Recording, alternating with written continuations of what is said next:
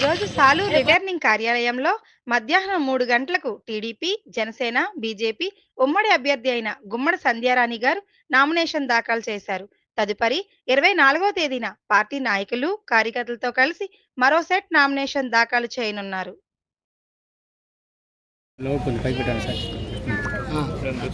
అందరికీ నమస్కారం.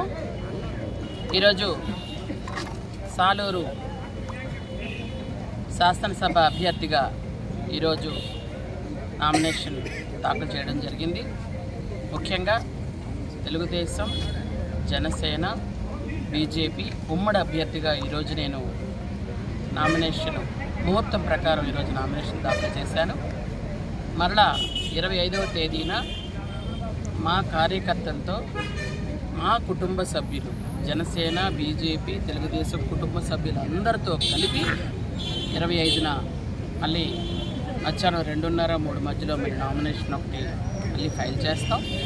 ఆ రోజు అందరితో కలిపి ఈ సంతోషం, ఆనంద సమయం పంచుకోవడానికని అనుకుంటున్నాం. అయితే ముఖ్యంగా ఈరోజు రాష్ట్రంలో ఉన్నటువంటి అరాచక పాలన అంతం కావాలని ప్రతి గ్రామంలోనే కోరుకుంటున్నారు.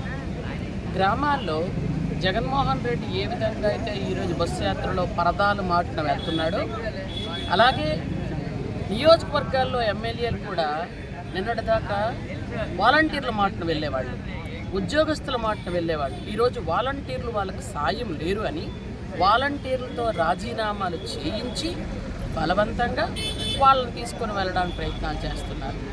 గ్రామాల్లో వాళ్ళు నిలదీస్తున్నారు అని. ఎందుకంటే వాళ్ళు చేసింది ఏమీ లేదు. 5 సంవత్సరాలుగా నిధులు లేక, విధులు లేక సర్పంచులు కానీ, ఎంపీటీసీలు కానీ, జడ్పీటీసీలు కానీ చాలా ఇబ్బంది పడుతూ భిక్షాటన చేసే పరిస్థితికి వచ్చారు వీళ్ళ పరిపాలనలో. ప్రతి సర్పంచు, ఎంపీటీసీలు ఎక్కడ పార్టీ పరంగా కాకుండా అన్ని పార్టీలు ఏకమై భిక్షాటన చేయటం, ధర్నాలు చేయడం, రాస్తారోకాలు చేయడం, ప్రభుత్వాన్ని నిలదీయడం కార్యక్రమాలు చేసిన ఈ రోజు దాకా ప్రజాప్రతినిధులు ఎవరికి కూడా విలువ, గౌరవం, మర్యాద లేకుండా చేసినటువంటి ఈ ప్రభుత్వాన్ని దించాలన్న ఉద్దేశంతో ఈరోజు అన్ని పార్టీలు కూడా ఎక్సెప్ట్ వైఎస్ఆర్సీపీ మిగిలినవన్నీ కూడా సహకరించి ముందుకెళ్లాల్సిన పరిస్థితి వస్తుంది. కాబట్టి ప్రజలందరూ కూడా మేము ఏ గ్రామం వెళ్తే ఆ గ్రామం నిజంగా పూల మీద నడిపి